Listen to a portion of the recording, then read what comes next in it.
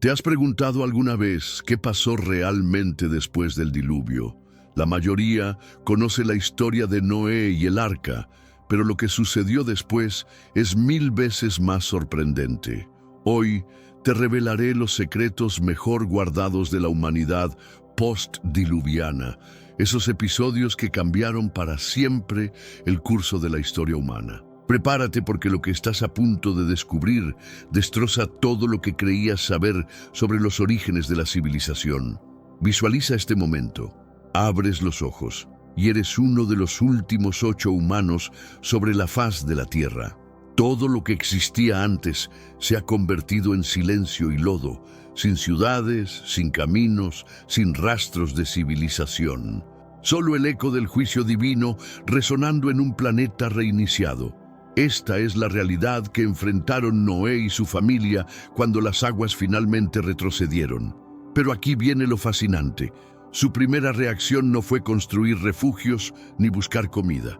Su primera acción fue construir un altar y ofrecer sacrificios. Lo que sucedió en ese altar cambió las reglas del juego para siempre. Dios percibió el aroma del sacrificio y tomó una decisión que determinaría el futuro de toda la humanidad. Nunca más volveré a maldecir la tierra por causa del hombre. ¿Captas la magnitud de esta promesa? Después de borrar por completo a la humanidad anterior, Dios decide establecer un nuevo tipo de relación con los sobrevivientes. No era solo perdón, era una renovación total del contrato entre el cielo y la tierra. Aquí viene la parte que nadie te dice. Las primeras palabras que Dios pronunció en el mundo postdiluvio fueron: «Sed fecundos, multiplicaos y llenad la tierra». Pero esta vez, estas palabras llevaban un peso completamente diferente. No era simplemente una repetición de lo que le había dicho a Adán. Era una segunda oportunidad para la humanidad, pero ahora con la experiencia del juicio grabada en su memoria genética. Noé y sus hijos conocían el precio de la desobediencia, y con ese conocimiento debían reconstruir el mundo. Si crees que el arco iris es solo un fenómeno meteorológico bonito, estás completamente equivocado. El arco iris es la primera señal contractual visible entre Dios y la humanidad en la historia registrada. En el hebreo original, la palabra para arco es la misma que se usa para arco de guerra. Dios estaba literalmente colgando su arma en el cielo, declarando una tregua eterna con la humanidad.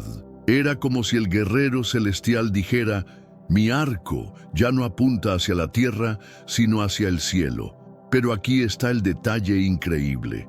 Este pacto no dependía de la conducta humana. No era condicional.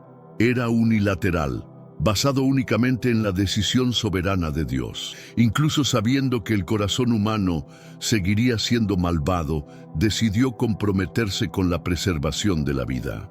«Estableceré mi pacto con vosotros. Nunca más será exterminada toda carne con aguas de diluvio». Esta declaración transformó el cielo de ser un símbolo de juicio a convertirse en un lienzo de esperanza. Cada vez que vemos un arco iris, estamos contemplando la firma de Dios en un contrato eterno. No es decoración celestial, es documentación divina. Después del diluvio, algo cambió radicalmente en la relación entre los seres humanos y los animales. Por primera vez en la historia, Dios introdujo el miedo instintivo de los animales hacia los humanos. «El temor y el miedo de vosotros estarán sobre todo animal de la tierra». Esta no fue una maldición, sino una medida de protección. En el mundo post-diluvio, donde la supervivencia sería más difícil, este miedo instintivo evitaría que los humanos fueran constantemente atacados por bestias salvajes. Aquí viene algo que cambió para siempre la alimentación humana. Todo lo que se mueve y vive os será para mantenimiento. Por primera vez en la historia, los humanos recibieron permiso divino para comer carne. Antes del diluvio, la humanidad era vegetariana. Ahora, ante un ecosistema devastado y recursos limitados, Dios amplió las opciones alimenticias, pero no sin restricciones. «Pero carne con su vida, que es su sangre, no comeréis». Esta prohibición estableció un principio eterno: la vida es sagrada y pertenece a Dios. La sangre, como símbolo de la vida, debía ser tratada con reverencia. Esta regla preparó el terreno para algo aún más importante: la introducción de la pena capital. El que derrame sangre de hombre, por el hombre su sangre será derramada, porque a imagen de Dios es hecho el hombre. Cuando crees que la historia no puede volverse más intensa, aparece el primer escándalo de la nueva era. Noé, el hombre justo que construyó el arca, protagoniza una caída que revela que el corazón humano no había cambiado. Noé plantó una viña, hizo vino y se embriagó hasta quedar desnudo en su tienda. El predicador de justicia, el hombre que había caminado con Dios, ahora yacía vulnerable y expuesto. Esta imagen es brutalmente honesta. Incluso los más justos pueden caer. La reacción de sus hijos reveló sus corazones. Cam vio la desnudez de su padre y se lo contó a sus hermanos con burla. Pero Sem y Jafet tomaron una túnica, caminaron hacia atrás y cubrieron a su padre sin mirarlo. El contraste es devastador. Mientras unos se exponen, otros cubren. Mientras unos se burlan, otros restauran. Esta diferencia determinaría el destino de naciones enteras. En este mundo actual, vemos cada vez más personas yendo en contra de los principios tradicionales, y parece que lo inmoral está cada vez más presente. Es común sentirse desorientado y sin rumbo. Sin embargo, aún existe un camino para recuperar la verdadera esencia y restablecer los principios éticos en nuestra rutina diaria. Si te sientes perdido en medio de la confusión y deseas más claridad, tenemos algo especial para ti, un recurso creado especialmente para ayudarte a comprender el significado de estos desafíos actuales y enfrentarlos con sabiduría y valentía. Este es el verdadero valor de Caminos de la Revelación, descifrando la Biblia por completo, un camino hacia la claridad y la serenidad a través de sus enseñanzas. Lo mejor de todo es que está disponible ahora, como un regalo, en el primer comentario fijado. No pierdas esta oportunidad de transformar tu vida y descubrir el propósito genuino de estos desafíos. Ahora volvamos al tema principal del vídeo. Cuando Noé despertó y entendió lo sucedido, pronunció una maldición sobre Canaán, hijo de Cam. Maldito sea Canaán, siervo de siervos será a sus hermanos. Esta maldición profética se cumpliría generaciones después, cuando los cananeos se convirtieran en enemigos del pueblo de Dios. Lo que comenzó con 3 hombres se transformaría en la diversidad cultural y étnica de todo el mundo conocido. Génesis capítulo 10 nos presenta la Tabla de las Naciones, el primer mapa etnográfico de la historia. Jafet se convirtió en el padre de los pueblos del norte, poblando regiones que más tarde conoceríamos como Europa y partes de Asia. Su nombre significa ampliar, y exactamente eso sucedió.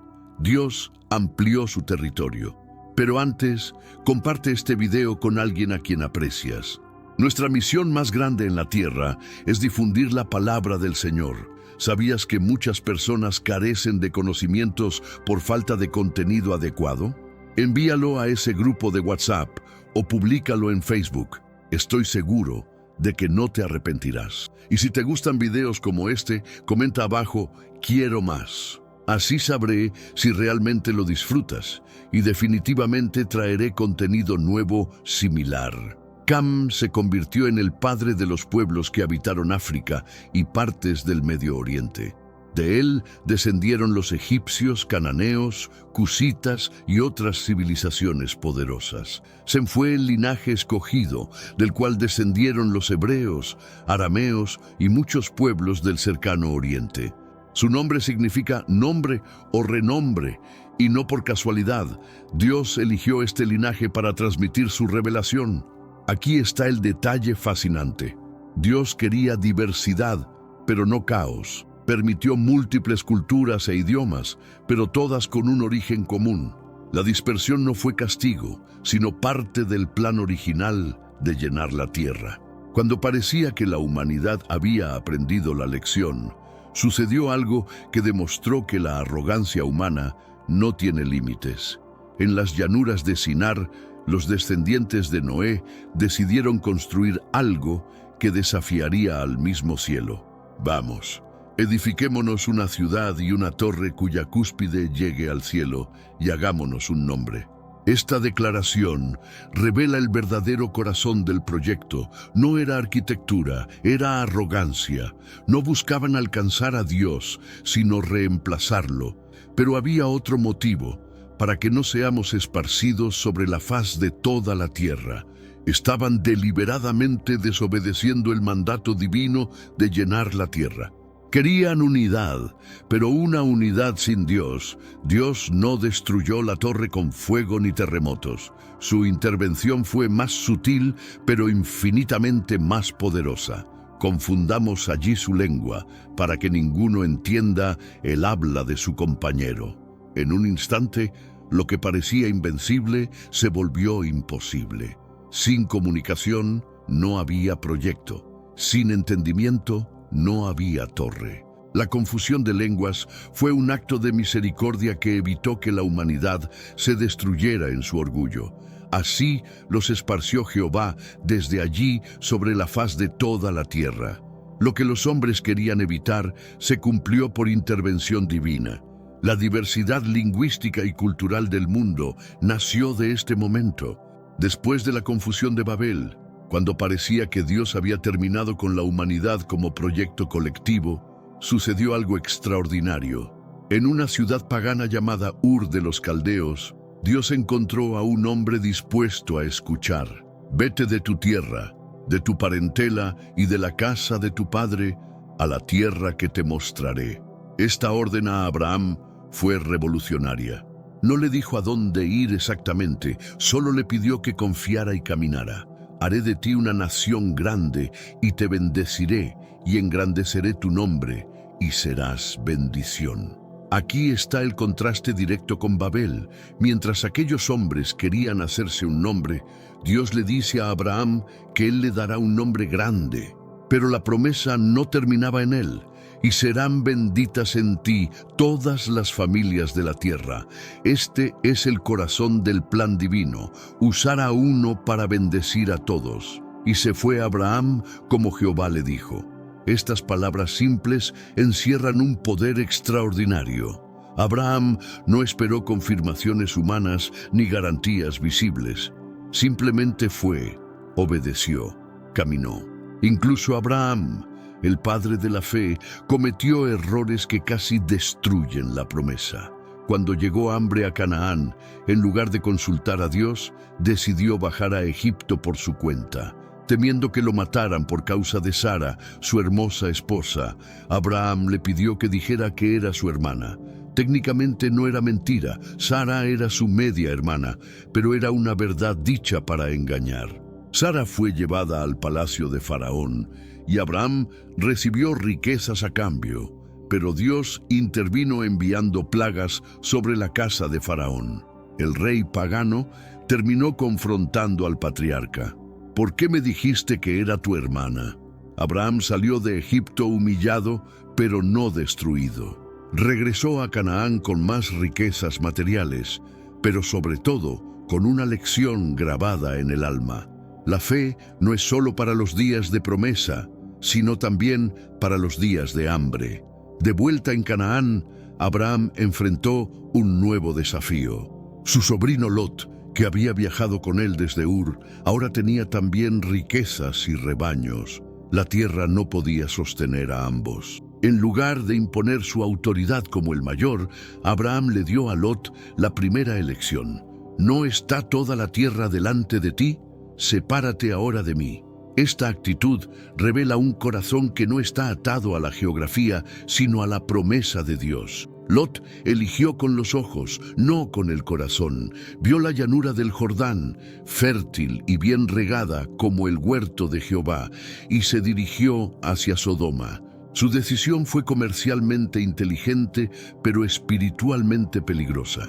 Inmediatamente después de la separación, Dios le habló a Abraham. Toda la tierra que ves, la daré a ti y a tu descendencia para siempre. El acto de generosidad no fue pérdida, sino semilla para promesas mayores. Cuando menos lo esperaba, Abraham se vio forzado a convertirse en guerrero. Una alianza de reyes había capturado a Lot durante una guerra, y Abraham no dudó en actuar. Con 318 siervos entrenados, Abraham persiguió a los reyes victoriosos, los atacó de noche y recuperó no solo a Lot, sino a todos los cautivos y bienes. Su estrategia fue perfecta, su ejecución impecable. Al regresar de la batalla, Abraham fue recibido por una figura enigmática, Melquisedec, rey de Salem y sacerdote del Dios Altísimo. Este personaje, sin genealogía registrada, ofreció pan y vino a Abraham. Tenemos un recurso espiritual para ti. Caminos de la Revelación, un libro para comprender las profecías y fortalecer tu fe. Lo encuentras en el primer comentario. Léelo, compártelo y prepárate espiritualmente para lo que está por venir. No esperes a que otro desastre te obligue a mirar hacia arriba. Hoy es el día aceptable. Hoy es el tiempo de actuar con fe. Fortalécete en la palabra, profundiza en la oración y rodea tu vida de personas que también estén buscando a Dios de todo corazón. Melquisedec bendijo a Abraham. Bendito sea Abraham del Dios Altísimo, creador de los cielos y de la tierra. Y Abraham, reconociendo la autoridad espiritual de este sacerdote rey, le dio el diezmo de todo. Este encuentro prefigura el sacerdocio eterno de Cristo, quien es sacerdote según el orden de Melquisedec. A pesar de todas las promesas, Abraham seguía sin hijos. Su angustia era real. Señor Jehová, ¿qué me darás, siendo así que ando sin hijo? Dios llevó a Abraham fuera de su tienda y le dijo: mira ahora los cielos y cuenta las estrellas si las puedes contar. Así será tu descendencia. Abraham, ya de edad avanzada, creyó a Dios y le fue contado por justicia. Para confirmar la promesa, Dios ordenó a Abraham preparar un sacrificio: una becerra, una cabra, un carnero, una tórtola y un palomino. Abraham partió los animales por la mitad, como era costumbre en los pactos de sangre. Cuando el sol se puso, Abraham cayó en un sueño profundo. En la oscuridad apareció un horno humeando y una antorcha de fuego que pasaba por entre los animales divididos. Solo Dios pasó entre los animales, indicando que el cumplimiento del pacto dependía únicamente de él. 10 años después del pacto, Sara seguía sin concebir. La promesa parecía imposible y Sara tomó una decisión que cambiaría todo. Te ruego que te llegues a mi sierva, quizá tendré hijos de ella. Abraham accedió a la propuesta de Sara y se unió a Agar, la sierva egipcia. Cuando Agar quedó embarazada, comenzó a despreciar a Sara, y Sara la trató tan duramente que Agar huyó al desierto. En el desierto, el ángel de Jehová encontró a Agar junto a una fuente. Le ordenó regresar con Sara, pero también le dio una promesa: multiplicaré tanto tu descendencia que no podrá ser contada. Agar regresó y dio a luz a Ismael. Abraham tenía 86 años cuando nació su hijo, pero aunque era sangre de su sangre, no era el hijo de la promesa. Ismael fue fruto de la impaciencia humana, no del tiempo divino. 13 años después, cuando Abraham tenía 99 años, Dios se le apareció nuevamente. Yo soy el Dios Todopoderoso, anda delante de mí y sé perfecto. Dios cambió su nombre. No se llamará más tu nombre Abraham, sino que será tu nombre Abraham, porque te he puesto por padre de muchedumbre de gentes. También cambió el nombre de Sara. No se llamará más Sarai, sino que será su nombre Sara. Dios estableció la circuncisión como señal del pacto. Será circuncidado todo varón de entre vosotros. Esta marca física e irreversible identificaría a los descendientes de Abraham como pueblo del pacto. Dios fue específico. Sara, tu mujer, te dará a luz un hijo y llamará su nombre Isaac. Ya no había ambigüedad. El hijo de la promesa tendría nombre, madre y tiempo determinado. En el calor del día, Abraham estaba sentado a la puerta de su tienda cuando vio acercarse a 3 varones. Su reacción fue inmediata. Corrió a recibirlos y se postró en tierra. Abraham preparó un banquete completo. Mandó a Sara a hacer panes, escogió un becerro tierno y sirvió con excelencia. No sabía que estaba atendiendo a mensajeros celestiales, pero su actitud fue perfecta.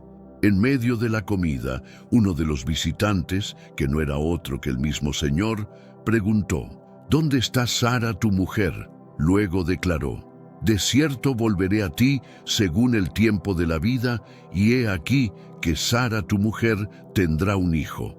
Sara, que escuchaba desde la tienda, se rió pensando: «Después que he envejecido tendré deleite, siendo también mi señor ya viejo». Pero el Señor le preguntó a Abraham: «¿Por qué se ha reído Sara?». Entonces vino la frase que quebró toda duda: «¿Hay para Dios alguna cosa difícil?». Esta pregunta no buscaba respuesta, era una declaración de poder. El Dios de la promesa no se rige por limitaciones humanas. Exactamente como Dios había prometido, Sara concibió y dio a luz un hijo cuando Abraham tenía 100 años. Lo llamaron Isaac, que significa risa, porque Sara dijo: «Dios me ha hecho reír, y cualquiera que lo oyere se reirá conmigo». La risa de incredulidad se convirtió en risa de gozo. Lo que parecía imposible se había vuelto realidad. El hijo de la promesa había nacido no por fuerza humana, sino por el poder de Dios. Cuando Isaac creció, Sara vio que Ismael se burlaba de él. Entonces le pidió a Abraham: «Echa a esta sierva y a su hijo, porque el hijo de esta sierva no ha de heredar con Isaac mi hijo». Abraham se angustió por causa de Ismael, pero Dios le dijo: «No te parezca grave a causa del muchacho y de tu sierva. En todo lo que te dijere Sara, oye su voz, porque en Isaac te será llamada descendencia». Cuando Isaac ya era joven, Dios puso a Abraham en la prueba más difícil de su vida. «Toma ahora tu hijo, tu único, Isaac, a quien amas, y vete a tierra de Moria, y ofrécelo allí en holocausto». Abraham se levantó de mañana, ensilló su asno, tomó a Isaac y se dirigió al lugar que Dios le había dicho. Durante 3 días caminó hacia el momento más terrible de su vida. Cuando llegaron al lugar, Isaac preguntó: «Padre mío, he aquí el fuego y la leña, mas ¿dónde está el cordero para el holocausto?». Abraham respondió: «Dios se proveerá de cordero para el holocausto, hijo mío». Abraham edificó el altar, puso la leña, ató a Isaac y tomó el cuchillo para degollarlo. En ese momento, el ángel de Jehová le gritó desde el cielo: «Abraham, Abraham, no extiendas tu mano sobre el muchacho». Abraham alzó los ojos y vio un carnero trabado en un zarzal por sus cuernos. Tomó el carnero y lo ofreció en lugar de Isaac. Por eso llamó a aquel lugar Jehová Jireh: Jehová proveerá. Después de la prueba, el ángel de Jehová volvió a hablar a Abraham: «Por cuanto has hecho esto y no me has rehusado tu hijo, tu único hijo, de cierto te bendeciré. Multiplicaré tu descendencia como las estrellas del cielo y como la arena que está a la orilla del mar, y tu descendencia poseerá las puertas de sus enemigos. En tu simiente serán benditas todas las naciones de la tierra».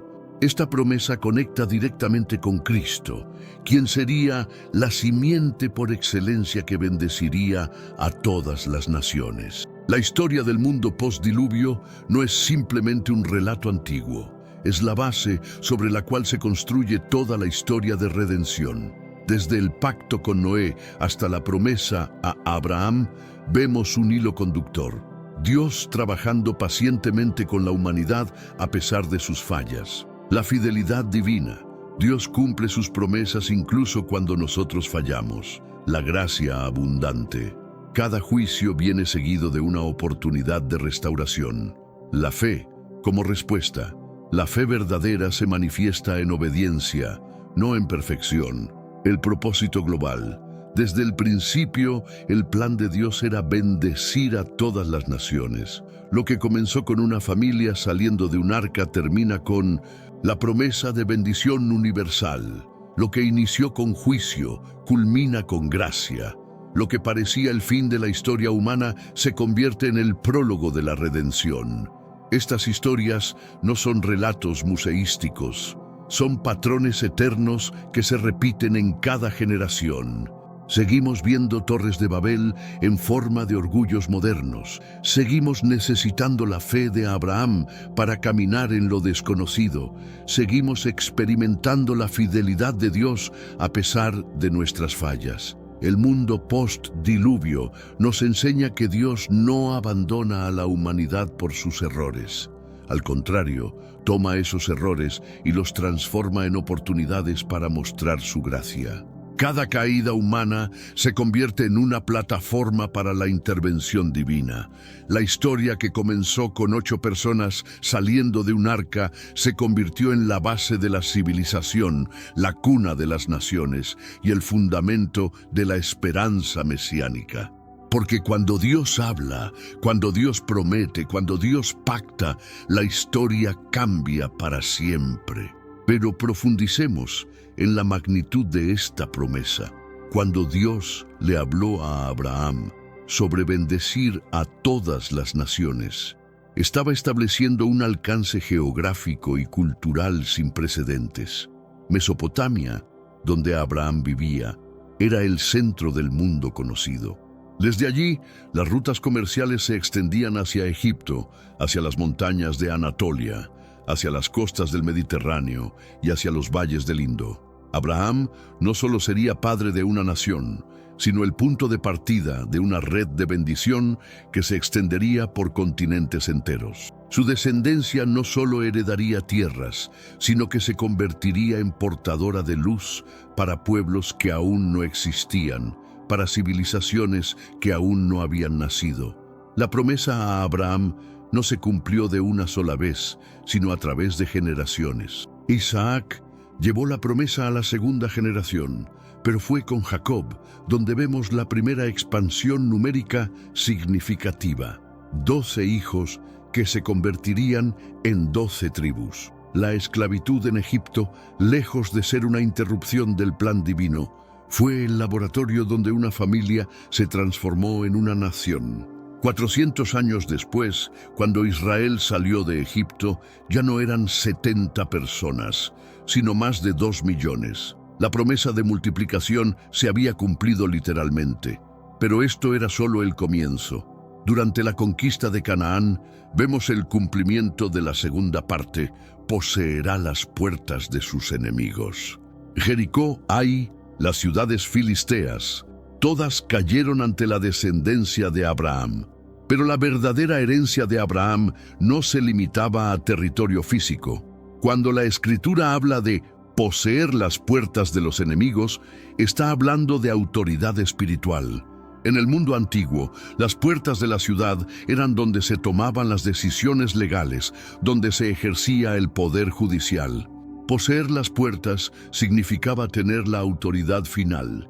Esta autoridad espiritual se manifestó a través de la historia. Moisés confrontando a Faraón, David derrotando a Goliat, Daniel interpretando sueños en Babilonia, Esther intercediendo ante Asuero. En cada caso, la descendencia de Abraham ejerció autoridad divina sobre sistemas mundanos de poder. Pablo en Gálatas hace una observación crucial sobre esta promesa. Nota que el texto dice en tu simiente, singular, no en tus simientes, plural. Esta diferencia gramatical aparentemente menor revela un misterio profundo. La promesa se cumple plenamente en una persona específica, Cristo Jesús. Todos los patriarcas, todos los reyes, todos los profetas de Israel fueron sombras de esta simiente verdadera. Abraham engendró a Isaac, Isaac a Jacob, Jacob a Judá, y de la tribu de Judá vendría el león que rugirá desde Sión. La genealogía de Mateo no es solo una lista de nombres, es la trazabilidad de la promesa a través de generaciones imperfectas pero fieles. La promesa a Abraham representa una inversión radical del orden establecido. En su época, las bendiciones fluían de los poderosos hacia los débiles, de los imperios hacia las tribus, de los civilizados hacia los nómadas. Pero Dios eligió un patrón diferente. La bendición fluiría desde un anciano sin hijos hacia todas las familias de la tierra. Esta inversión se convirtió en el patrón del reino de Dios. Los últimos serán primeros, los pequeños confundirán a los sabios, los débiles avergonzarán a los fuertes. Abraham, sin ejército ni palacio, se convirtió en el canal de bendición para imperios enteros. La historia de Israel está marcada por crisis que amenazaron la continuidad de la promesa. El hambre que llevó a Abraham a Egipto, la esterilidad de Sara, el casi sacrificio de Isaac, la venta de José como esclavo, la esclavitud en Egipto, el exilio babilónico, la dominación griega y romana, la destrucción del templo, la diáspora. En cada crisis parecía que la promesa estaba a punto de extinguirse. Pero precisamente en esos momentos de aparente derrota, Dios manifestaba su poder preservador. La hambruna llevó a José al poder en Egipto. La esterilidad magnificó el milagro del nacimiento de Isaac. El exilio preparó el corazón del pueblo para recibir al Mesías. Esta promesa no terminó con la ascensión de Cristo, se intensificó.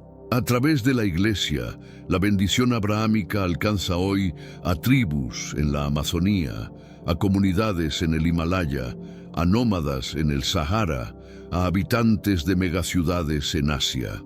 Los misioneros llevando el Evangelio son la extensión contemporánea de aquella promesa hecha bajo las estrellas de Mesopotamia. Cada conversión es un cumplimiento de Génesis 22:18. Cada iglesia plantada es un testimonio de que las naciones siguen siendo bendecidas en la simiente de Abraham. Cada hospital cristiano, cada escuela misionera, cada proyecto de desarrollo comunitario es evidencia de que la promesa sigue activa.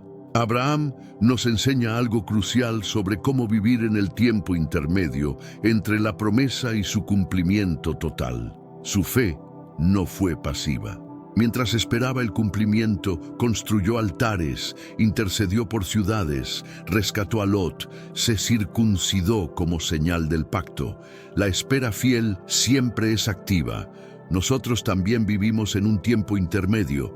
Cristo ya vino, pero aún no ha consumado todas las cosas. La iglesia ya es real, pero el reino aún no se ha manifestado plenamente. En este entretanto, como Abraham, estamos llamados a una espera activa, predicando, sirviendo, intercediendo, construyendo puentes de bendición hacia las naciones. Detengámonos en la matemática celestial de esta promesa. Como las estrellas del cielo y como la arena del mar, no es solo lenguaje poético, es una lección sobre la economía divina. Los astrónomos modernos estiman que hay más de 100.000 millones de galaxias, cada una con billones de estrellas. Un solo puñado de arena de playa contiene más granos de los que podemos contar en una vida. Dios no prometió abundancia, prometió inmensidad. No habló de crecimiento, habló de multiplicación exponencial. Esta es la diferencia entre la aritmética humana y la geometría divina. Cuando Dios multiplica, no suma de uno en uno, multiplica por sí mismo, genera poder exponencial. Vemos esto en la historia de Israel. Abraham tuvo un hijo, Isaac tuvo 2, Jacob tuvo 12. Los 12 se convirtieron en 70 que bajaron a Egipto. Los 70 se multiplicaron hasta ser más de 2 millones que salieron por el Mar Rojo. Pero la verdadera multiplicación vino con Cristo, de 12 apóstoles a 3.000 el día de Pentecostés, a 5.000 después del milagro del cojo, a multitudes que no se podían contar. La promesa abrahámica establece un principio fundamental: la generatividad espiritual. Abraham no solo sería padre biológico, se convertiría en padre espiritual. Pablo lo llama padre de todos los creyentes, no por genética, sino por fe. La verdadera descendencia de Abraham no se mide por ADN, sino por la capacidad de generar fe en otros. Cada creyente auténtico se convierte en Abraham para su generación. Cada pastor que discipula está multiplicando la descendencia espiritual de Abraham. Cada misionero que planta iglesias está cumpliendo la promesa de las naciones bendecidas. Cada padre que enseña a sus hijos sobre Dios está perpetuando la línea de fe que comenzó hace 4000 años. Poseerá las puertas de sus enemigos. Merece una reflexión más profunda. En el Antiguo Testamento, las puertas no eran solo entradas físicas, eran centros de poder, lugares donde se administraba justicia, donde se tomaban decisiones que afectaban comunidades enteras. Poseer las puertas significaba tener la autoridad final sobre el destino de una ciudad. Esta promesa se cumplió literalmente cuando Josué conquistó Jericó, cuando David tomó Jerusalén, cuando Nehemías reconstruyó las murallas. Pero el cumplimiento espiritual es aún más impresionante. Cristo poseyó las puertas del Hades al resucitar de entre los muertos. La Iglesia posee las puertas del cielo a través de la oración intercesora. Los cristianos poseen las puertas de la transformación social cuando influyen en la cultura con valores del reino. Hay una tensión fascinante en la promesa abrahámica. Es tanto inmediata como eterna. Abraham vio el cumplimiento parcial en su propia vida, pero también miró hacia el futuro distante. Hebreos nos dice que murió en la fe sin haber recibido lo prometido, pero habiéndolo visto de lejos. Esta tensión temporal es esencial para entender cómo funciona la fe. Los creyentes vivimos simultáneamente en el ya y el todavía no. Ya somos hijos de Abraham por la fe, pero todavía no hemos visto el cumplimiento total de las promesas. Ya experimentamos las bendiciones del reino, pero todavía no hemos entrado en la consumación final. Esta tensión nos mantiene humildes y esperanzados a la vez. Humildes porque reconocemos que no hemos llegado, esperanzados porque sabemos que llegaremos. La fe abrahámica es la capacidad de vivir productivamente en esta tensión, de ser fructíferos en el tiempo intermedio. ¿Qué significa exactamente ser bendecido en la simiente de Abraham? La bendición bíblica no es solo prosperidad material, es capacidad de ser fuente de vida para otros. La bendición abrahámica incluye provisión material, pero trasciende hacia la capacidad de bendecir. Abraham fue bendecido financieramente, pero eso le permitió ser generoso con Melquisedec, rescatar a Lot, proveer para su casa extendida. Isaac fue bendecido con cosechas abundantes, pero eso le dio capacidad de hacer pactos de paz con sus vecinos. Jacob fue bendecido con ganado numeroso, pero eso le permitió sostener a toda su familia durante los años de hambruna. La bendición divina siempre viene con responsabilidad social. No somos bendecidos para acumular, sino para distribuir. No recibimos abundancia para almacenar, sino para canalizar.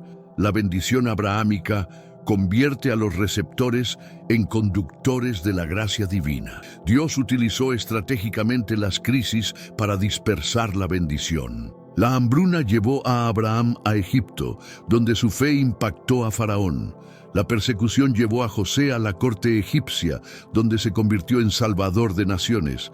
El exilio llevó a Daniel a Babilonia, donde influyó en imperios mundiales. La diáspora llevó a los judíos a todos los rincones del mundo conocido, preparando el camino para el Evangelio. La dispersión no fue castigo, fue estrategia misionera. Cada crisis que parecía amenazar la promesa, en realidad la extendía geográficamente. Cada desarraigo que parecía debilitar la fe, en realidad la trasplantaba a nuevos suelos. Dios utilizó la movilidad forzada para acelerar el cumplimiento de la promesa global. Hay un patrón recurrente en la historia de la bendición. La multiplicación viene después del sacrificio.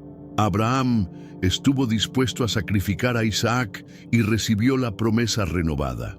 Jacob luchó toda la noche con Dios y salió bendecido, pero cojo. José pasó por la prisión antes de llegar al palacio. David fue ungido rey, pero pasó años huyendo en cuevas. Este patrón culmina en Cristo, quien se sacrificó completamente y fue exaltado sobre todo nombre.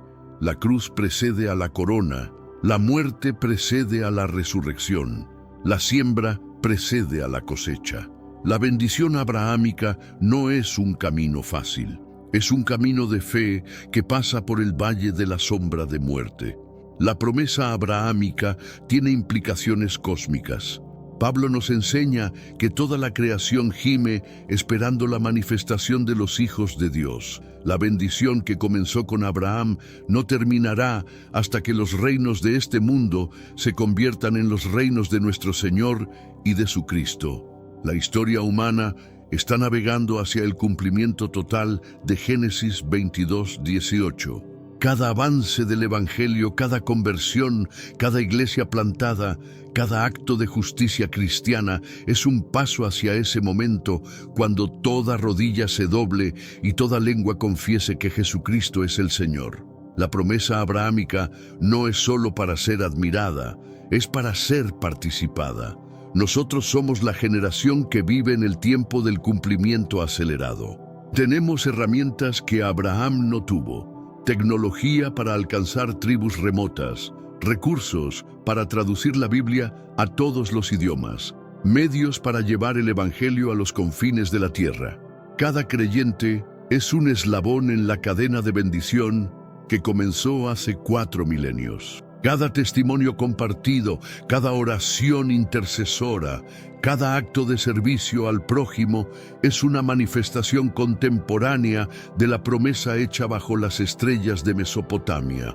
La historia que comenzó con 8 personas saliendo de un arca, continuó con un anciano saliendo de Ur, se intensificó. El universo era perfecto saliendo de Nazaret, hasta que una gota de sangre continúa con la tierra saliendo de nuestras zonas. No se trataba de un accidente cósmico para llevar bendición, ni de un ritual sagrado, naciones, sino del acto más primitivo y devastador de la historia que cambiaría para siempre el destino de la humanidad. Caín, el primer hijo nacido de mujer, levantó su mano contra Abel en un arranque de furia que resonaría a través de los milenios.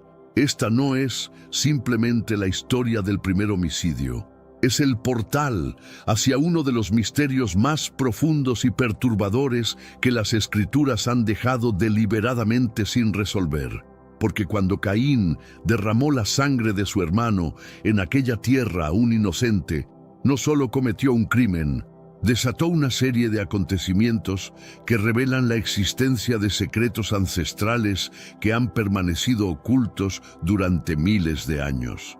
El relato parece directo. Un hermano mata a otro por celos. Pero detrás de esta simplicidad aparente se esconde un laberinto de interrogantes que han desconcertado a teólogos, arqueólogos y estudiosos durante generaciones. Preguntas que la propia Biblia plantea pero nunca responde completamente, como si estuviera invitándonos a descubrir verdades que van más allá de lo que está escrito en sus páginas.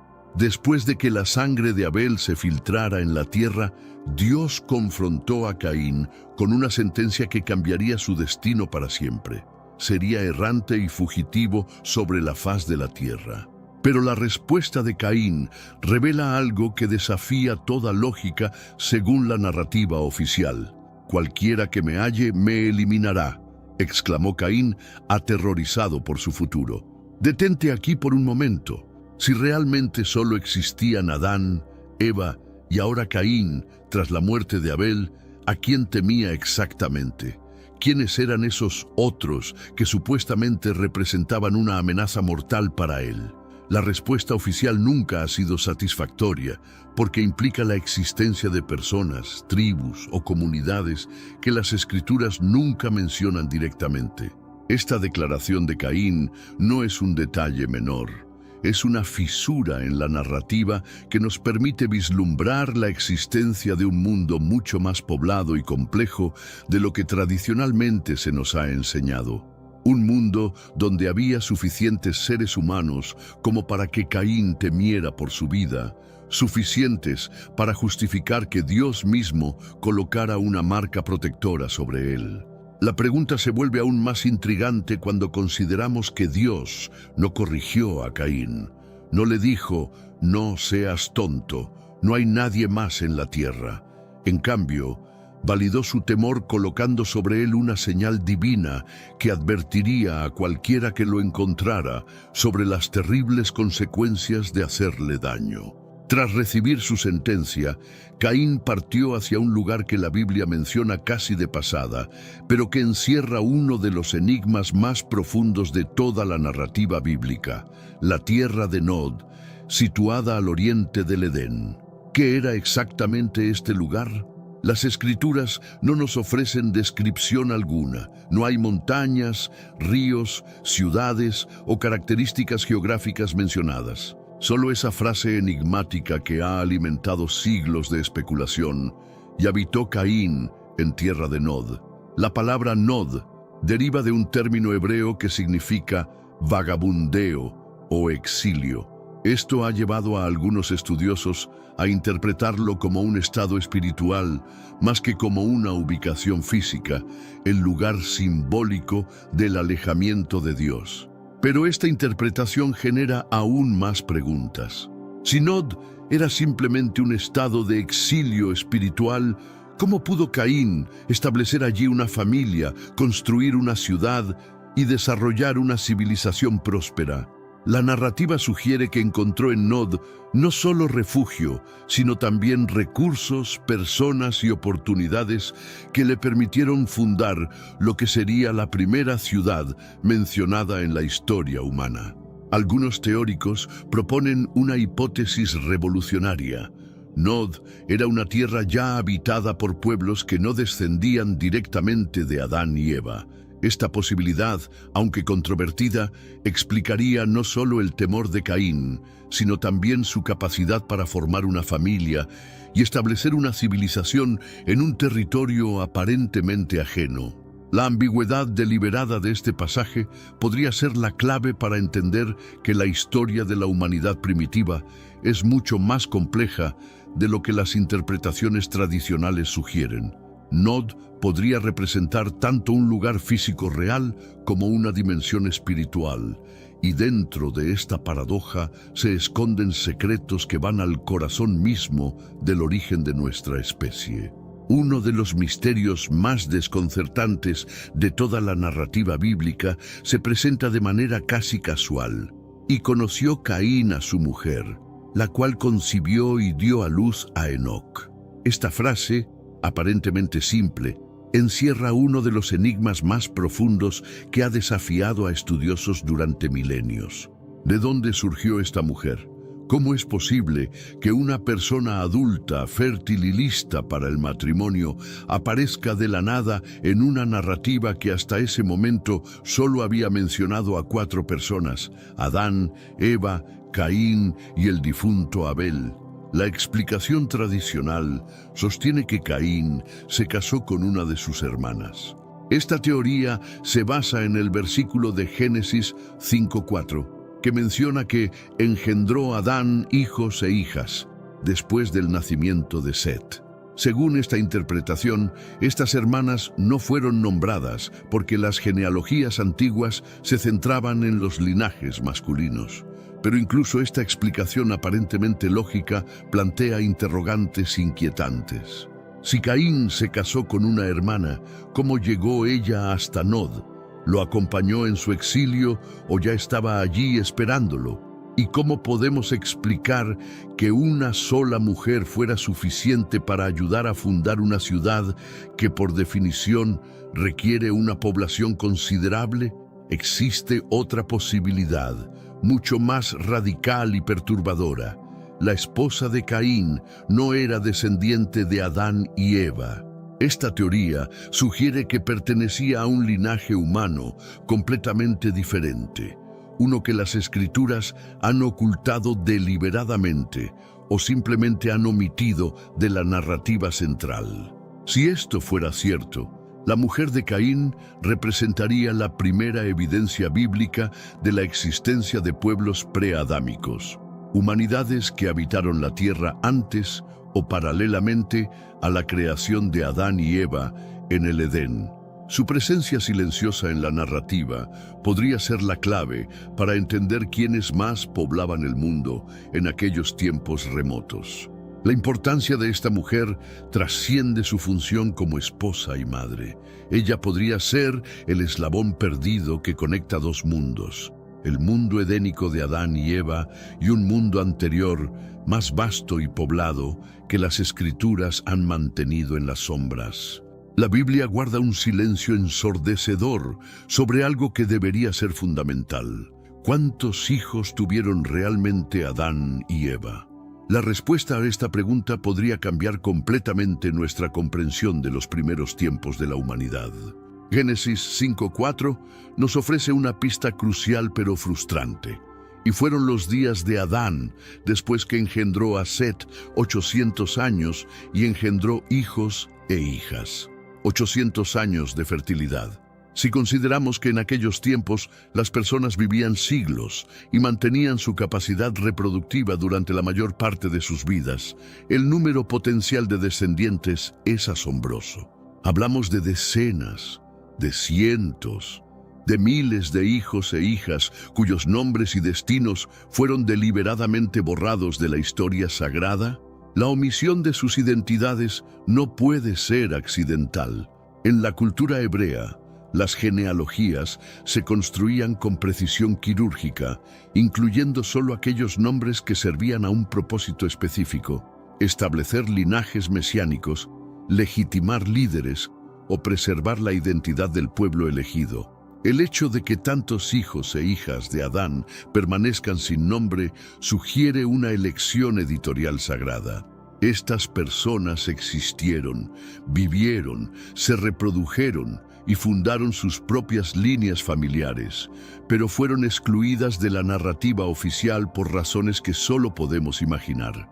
Algunos textos rabínicos y apócrifos sugieren que muchos de estos hijos se alejaron del camino sagrado, adoptando prácticas que los separaron del linaje bendecido.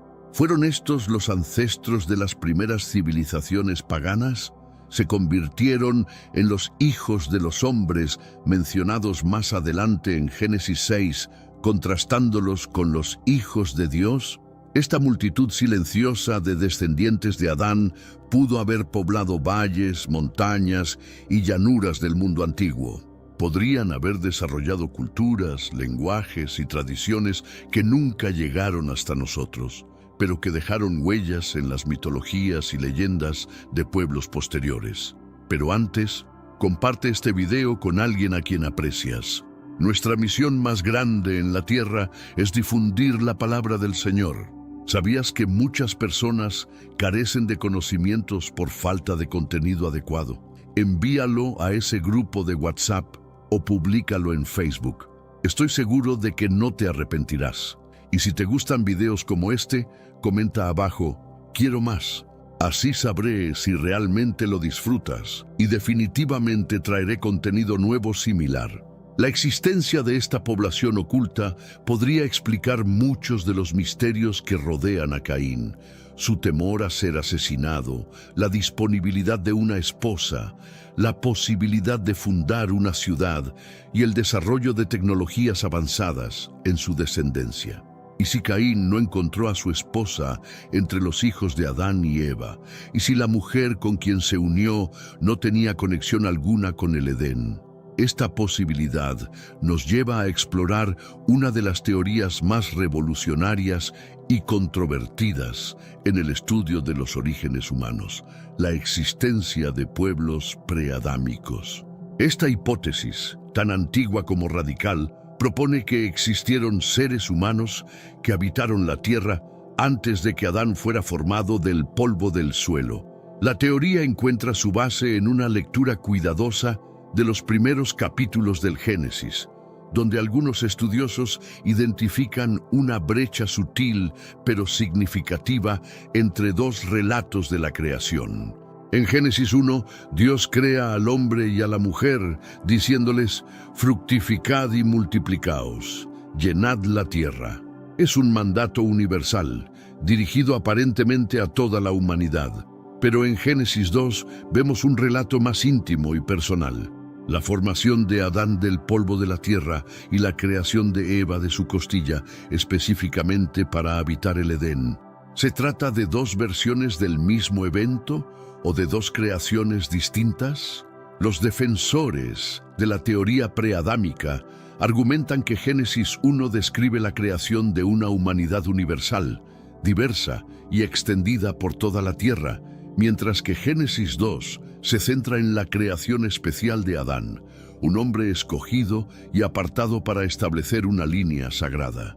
En este contexto, Caín habría encontrado a su esposa entre los descendientes de esa humanidad más antigua, preservada en los márgenes de la historia oficial, pero viva en tradiciones orales y textos no canónicos.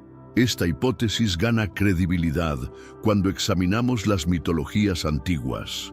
Los pueblos de Mesopotamia, Egipto, India y otras civilizaciones conservan relatos de eras anteriores a la humanidad actual. Civilizaciones de primeros hombres, a veces descritos como gigantes, otras como seres caídos o iluminados. Incluso dentro de la teología cristiana, algunos pensadores se han atrevido a explorar esta posibilidad. El teólogo William Dwight Whitney, en el siglo XIX, sugirió que Adán pudo no haber sido el primer hombre en sentido biológico, sino el primero espiritualmente consciente, creado a imagen divina, mientras otros seres humanos ya habitaban la tierra en un estado más primitivo. Si esta teoría es correcta, no solo explica con quién se casó Caín, sino también cómo pudo fundar una ciudad, por qué temía por su vida y cómo la humanidad se multiplicó tan rápidamente en las primeras generaciones. Mucho de lo que no sabemos sobre los primeros tiempos de la humanidad podría estar oculto en libros que las escrituras canónicas decidieron no preservar. A lo largo de la historia, diversos textos fueron silenciados, olvidados o deliberadamente excluidos de los cánones sagrados oficiales. Entre los más enigmáticos se encuentra el Libro de Enoc, un texto reverenciado por antiguas sectas judías y citado en el propio Nuevo Testamento, pero que fue eliminado de las compilaciones bíblicas occidentales. En sus páginas encontramos relatos fascinantes sobre los vigilantes, ángeles que descendieron a la tierra y se relacionaron con mujeres humanas, engendrando una raza de gigantes conocidos como Nefilim. Lo que este texto revela de forma implícita es que la humanidad de aquel tiempo ya era diversa, numerosa y espiritualmente fragmentada. Esta información contradice directamente la visión simplista de que solo había una familia viviendo sobre la tierra en los primeros tiempos.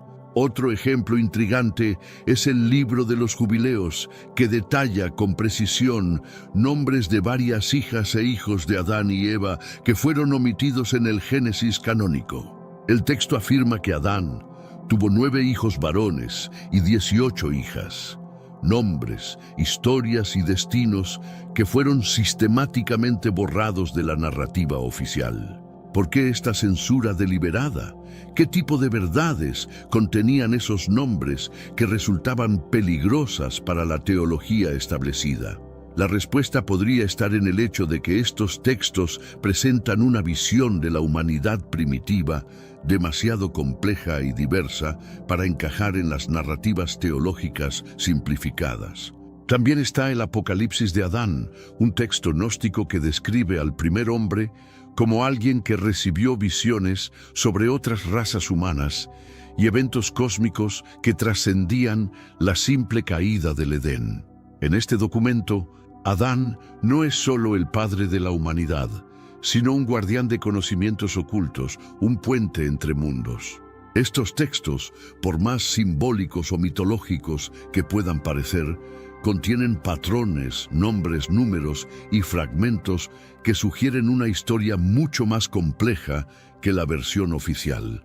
Apuntan consistentemente a la posibilidad de que Caín se unió a un pueblo que la Biblia prefirió no nombrar, quizás para proteger ciertos misterios o para preservar una teología más controlada y menos perturbadora?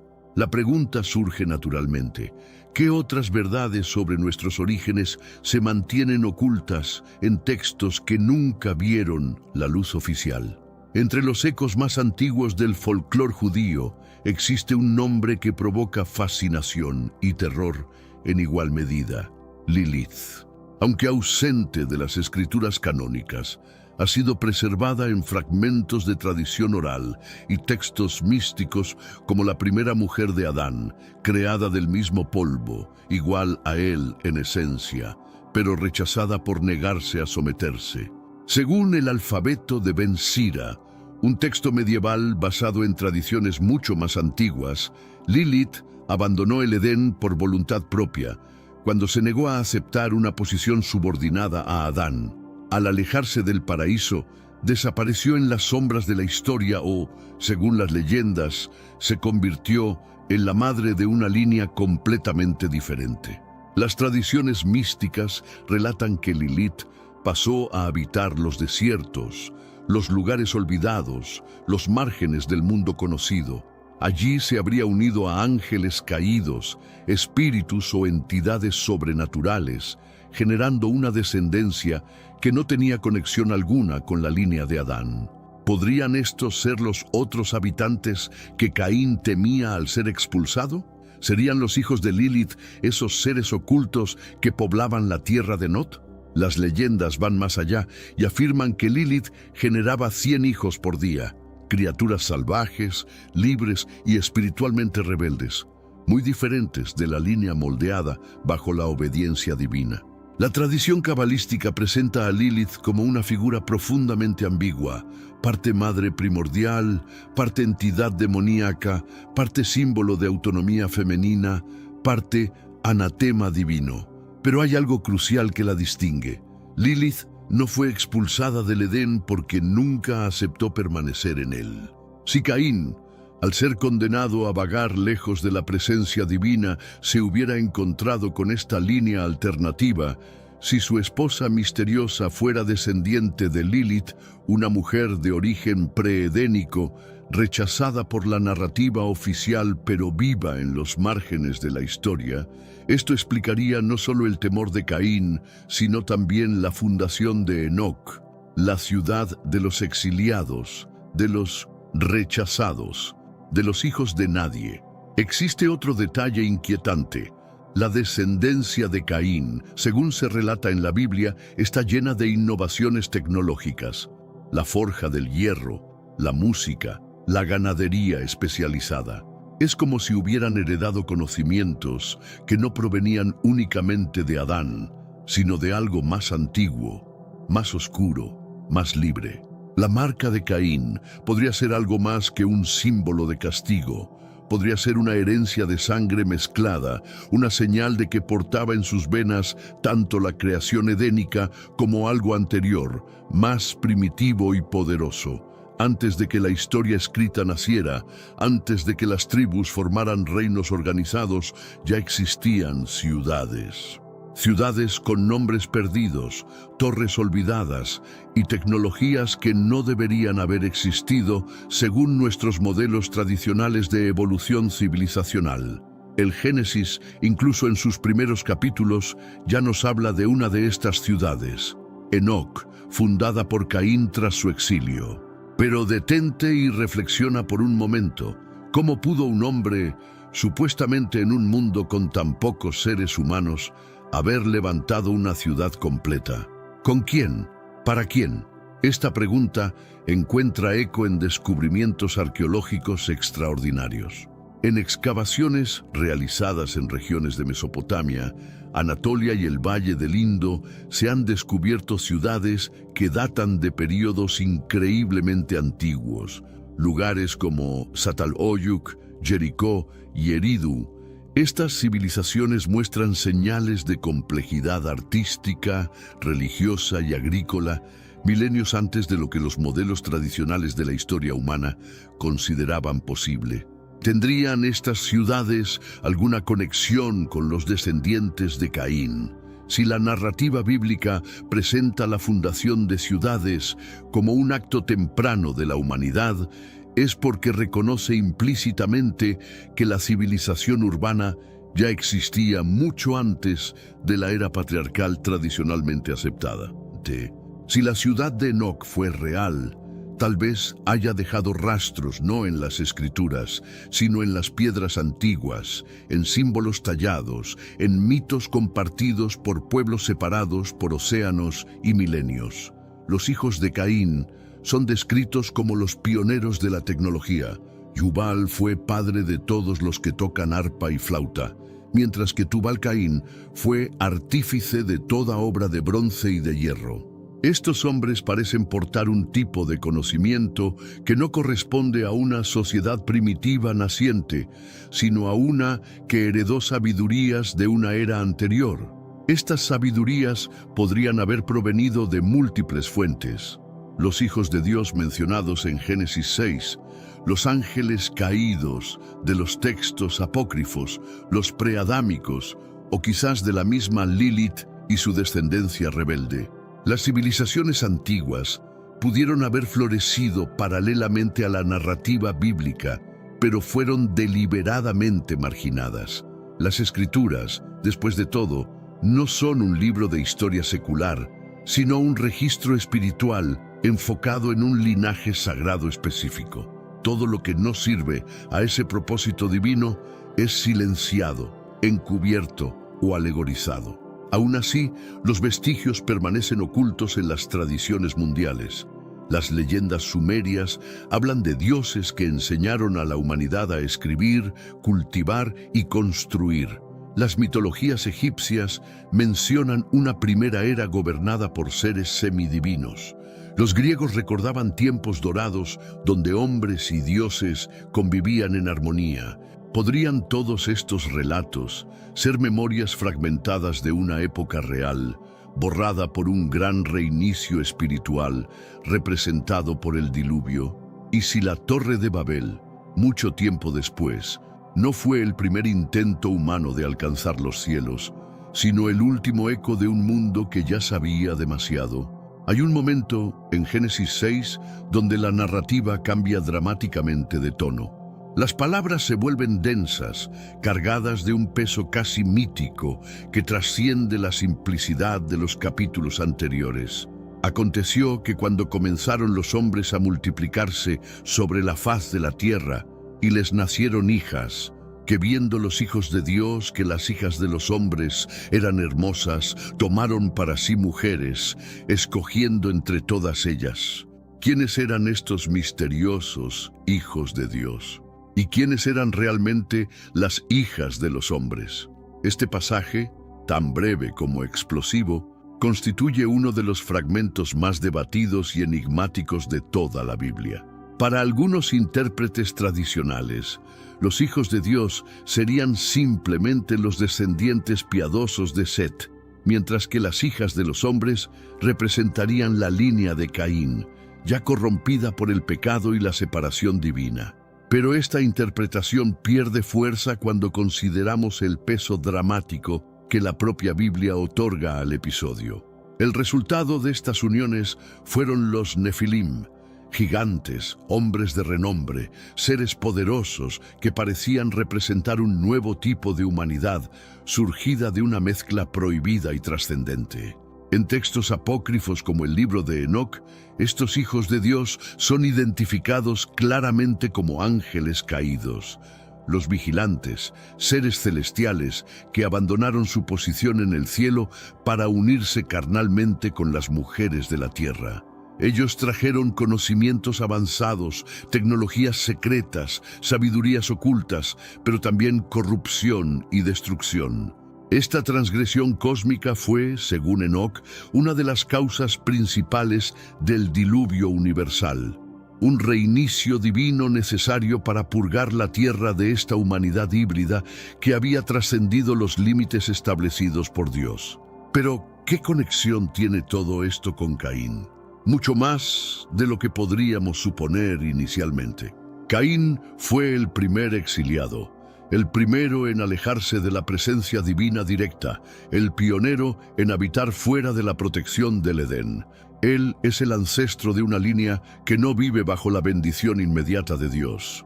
Y es precisamente en su rastro genealógico donde surgen los primeros maestros de herramientas, música y civilización, como si algo o alguien estuviera instruyendo a esa descendencia desde el principio de los tiempos. ¿Será que Caín y su linaje ya estaban en contacto con esos hijos de Dios, incluso antes de la generación de Noé? ¿Será que su esposa misteriosa o los habitantes de Nod ya eran fruto de esas uniones prohibidas entre lo celestial y lo terrenal? La línea divisoria entre el cielo y la tierra parece desdibujarse completamente en este punto de la narrativa. Los descendientes de Caín construyen ciudades, dominan la metalurgia, crean música y desarrollan civilización avanzada, mientras que los hijos de Dios, al tomar a las hijas de los hombres, perpetúan una nueva raza híbrida que llevó al mundo al borde de la aniquilación. Hemos llegado al umbral de lo desconocido, al punto donde todas las pistas convergen hacia una revelación perturbadora. Todo lo que hemos investigado hasta ahora, el exilio de Caín, la enigmática tierra de Nod, la esposa misteriosa, los hijos no mencionados de Adán, los pueblos preadámicos, Lilith la olvidada, los textos prohibidos, las ciudades perdidas, los gigantes, los ángeles caídos. Todo apunta hacia una conclusión ineludible. La narrativa bíblica que conocemos es únicamente la superficie de algo inmensamente más vasto y antiguo. Es como si el Génesis fuera un velo cuidadosamente tejido, y detrás de él se ocultara un universo completo de historias borradas, civilizaciones sepultadas y linajes que el tiempo y la teología oficial decidieron enterrar. La pregunta, ¿con quién se casó Caín?, es solo la punta visible de un iceberg colosal. Al profundizar en ella, descubrimos que la Biblia, a pesar de su inmenso poder revelador, también oculta intencionalmente ciertas verdades. No por malicia o engaño, sino porque su enfoque primordial no es describir exhaustivamente a todos los pueblos de la tierra, sino narrar la travesía espiritual específica de un linaje. El linaje de la promesa, de la redención, de la salvación divina. Todo lo demás queda relegado a las sombras, pero es precisamente en esas sombras donde habitan los misterios más profundos de nuestros orígenes. Tenemos un recurso espiritual para ti, Caminos de la Revelación, un libro para comprender las profecías y fortalecer tu fe. Lo encuentras en el primer comentario. Léelo, compártelo y prepárate espiritualmente para lo que está por venir. No esperes a que otro desastre te obligue a mirar hacia arriba. Hoy es el día aceptable. Hoy es el tiempo de actuar con fe. Fortalécete en la palabra, profundiza en la oración y rodea tu vida de personas que también estén buscando a Dios de todo corazón. Lo que comienza a emerger de esta investigación es una posibilidad revolucionaria. Tal vez Adán y Eva no fueron los primeros humanos en sentido biológico universal, sino los primeros de un linaje espiritual específico. Aquellos que recibieron el aliento divino, la imagen de Dios, la conciencia espiritual que los distinguía del resto de la creación.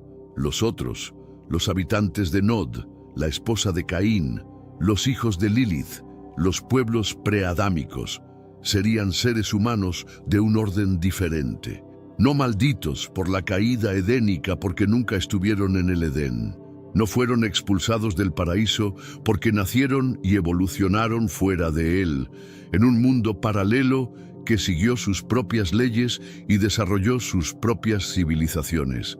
Caín representaría el punto de colisión entre estos dos mundos. Un hombre nacido en el Edén, marcado por la maldición divina tras el primer homicidio, que fue obligado a vivir entre los otros, a casarse con ellos, a fundar una ciudad con ellos, a perpetuar un linaje híbrido que se convertiría en símbolo tanto de la civilización avanzada como del rechazo espiritual. Esto explicaría por qué Dios colocó una marca protectora sobre Caín, para que fuera reconocido como diferente, quizás incluso temido como un hombre del Edén viviendo entre los hijos del olvido. Su descendencia sería inherentemente híbrida, ni completamente divina, ni completamente humana común, sino un puente roto entre el cielo y la tierra. Pero la historia no termina en los textos antiguos. La arqueología moderna ha desenterrado evidencias que parecen corroborar la existencia de civilizaciones extraordinariamente avanzadas en períodos que tradicionalmente consideramos primitivos. En Göbekli Tepe, Turquía, encontramos estructuras megalíticas que datan de hace más de 11.000 años, construidas con una precisión y sofisticación que desafía nuestros modelos sobre la evolución tecnológica humana. Estas construcciones requirieron conocimientos de ingeniería, astronomía y organización social que supuestamente no existían en esa época. En Pumapunku, Bolivia, bloques de piedra cortados con una precisión que rivaliza con la tecnología moderna fueron ensamblados en estructuras que muestran un entendimiento avanzado de matemáticas y física. La datación de estos sitios los coloca en periodos que coinciden sorprendentemente con las cronologías bíblicas de los primeros tiempos de la humanidad. En las tablillas sumerias, los registros más antiguos de la civilización escrita, encontramos relatos de los Anunnaki, seres que descendieron del cielo y enseñaron a la humanidad las artes de la civilización, la escritura, la metalurgia y la agricultura. Estos relatos presentan paralelos inquietantes con los hijos de Dios mencionados en Génesis. ¿Podrían estos descubrimientos arqueológicos ser los restos físicos de las civilizaciones fundadas por los descendientes de Caín? Las evidencias materiales de esa primera humanidad híbrida que la Biblia menciona, pero no describe completamente.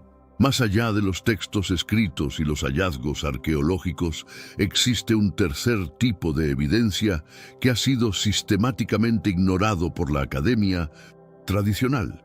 Las tradiciones orales ancestrales que han sobrevivido en culturas de todo el mundo. Los aborígenes australianos conservan historias que hablan del tiempo del sueño, una era primordial cuando seres poderosos caminaban sobre la tierra y enseñaron a los primeros humanos los secretos de la supervivencia. Estas tradiciones, transmitidas oralmente durante más de 40.000 años, describen encuentros entre diferentes tipos de humanidad en los albores del tiempo. Los pueblos nativos americanos mantienen leyendas sobre los primeros pueblos, razas anteriores que habitaron el continente antes de la llegada de sus ancestros. Estas historias hablan de gigantes, de seres con conocimientos avanzados que construyeron ciudades misteriosas y luego desaparecieron, dejando solo ruinas y advertencias. En África, las tradiciones Dogon preservan conocimientos astronómicos increíblemente precisos sobre sistemas estelares que solo pudieron ser verificados con telescopios modernos. Sus ancianos afirman que este conocimiento fue transmitido por maestros del cielo que visitaron la Tierra en tiempos remotos. Las tradiciones celtas hablan de los Tuatha Dé Danann, una raza de seres semidivinos que habitó Irlanda antes de los humanos actuales. Los mitos nórdicos mencionan a los Jotuns, gigantes primitivos que precedieron a los dioses y a la humanidad actual. ¿Podrían todas estas tradiciones ser memorias fragmentadas de los mismos eventos? Recuerdos distorsionados, pero persistentes de aquella primera humanidad híbrida que la Biblia sugiere, pero no describe completamente. Un análisis más profundo de las genealogías bíblicas revela patrones que van más allá de la simple documentación histórica. Los números, nombres y relaciones familiares parecen encerrar códigos que apuntan hacia verdades ocultas sobre los orígenes de la humanidad. La longevidad extrema de los patriarcas antediluvianos no es solo un dato biográfico, sino una pista sobre la naturaleza híbrida de esa primera humanidad. Adán vivió 930 años, Set 912, Enos 905. Estas cifras no son aleatorias. Siguen patrones matemáticos que sugieren un tipo de humanidad diferente, con capacidades biológicas que trascendían las limitaciones actuales. Más intrigante aún es el hecho de que la longevidad humana comenzó a declinar dramáticamente después del diluvio.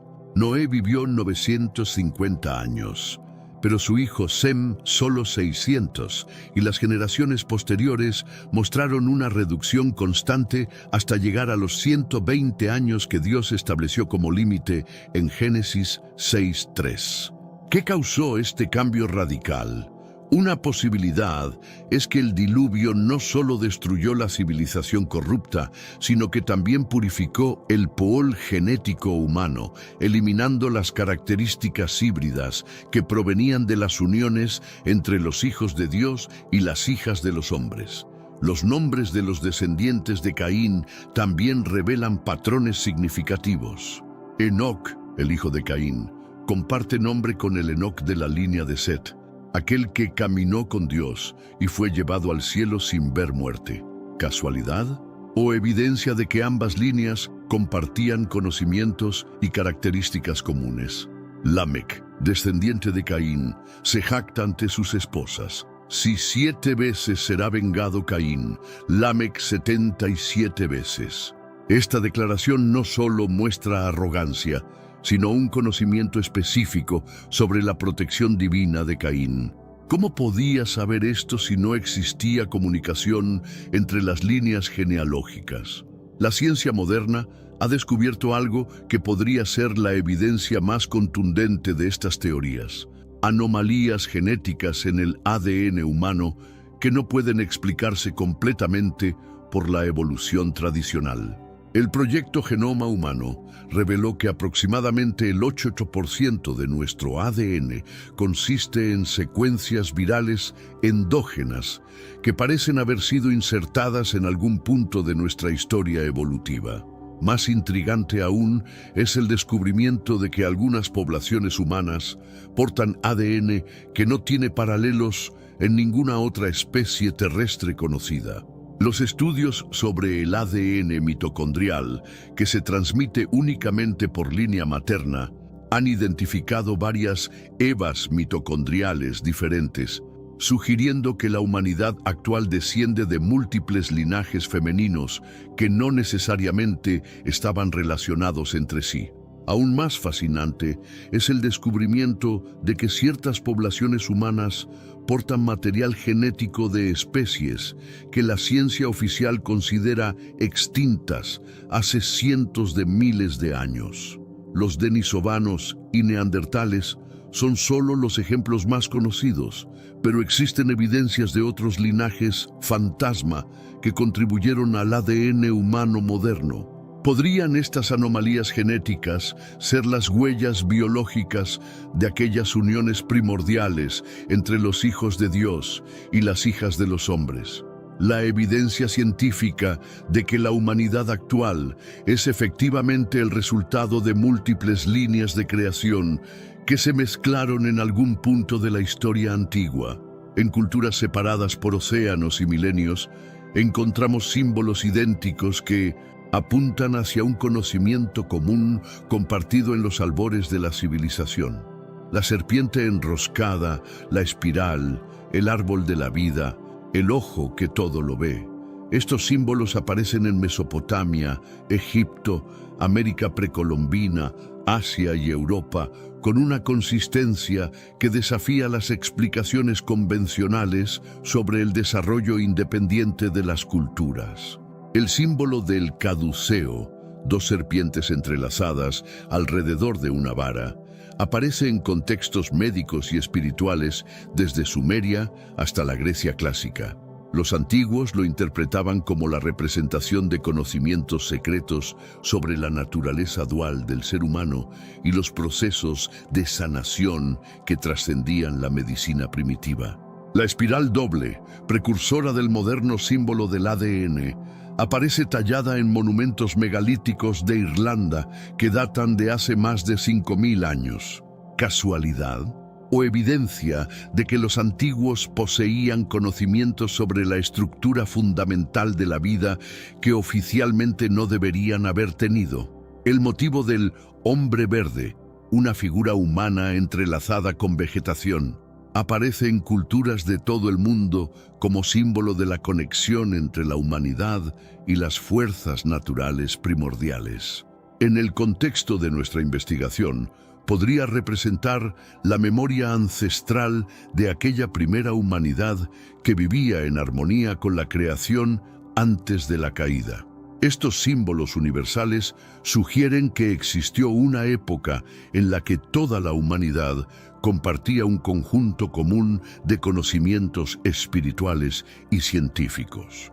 Un tiempo anterior a la fragmentación de las culturas, anterior a la confusión de las lenguas en Babel, cuando los secretos del universo eran patrimonio común de una humanidad unificada. Los textos proféticos, tanto bíblicos como extracanónicos, contienen referencias enigmáticas a un retorno de condiciones similares a las de los días antediluvianos. Jesús mismo, según Mateo 24:37, advirtió: como en los días de Noé, así será la venida del Hijo del Hombre. Pero, ¿qué caracterizaba exactamente los días de Noé? Según nuestro análisis, era una época de hibridación entre lo humano y lo sobrenatural, de conocimientos avanzados, de civilizaciones tecnológicamente sofisticadas y de una humanidad que había trascendido sus límites originales al mezclarse con seres de otros órdenes de existencia.